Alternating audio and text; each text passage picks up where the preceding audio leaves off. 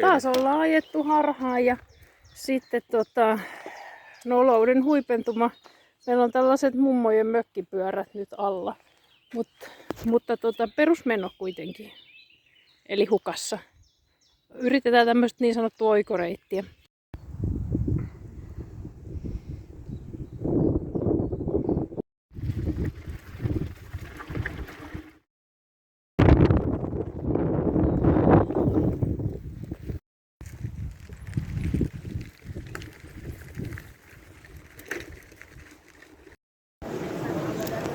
Nyt jouduttiin varsinaiseen ryysikseen, mutta tosi nätit paikat. Eli ei ihmekään, että täällä on niin paljon ihmisiä. Bernkastel-Puessissa ollaan.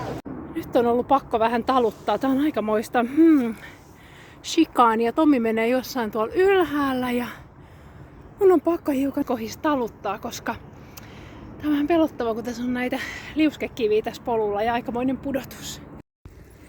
Ihan karseen pelottava mäkiosion jälkeen aika palkitseva maisema, hommeli.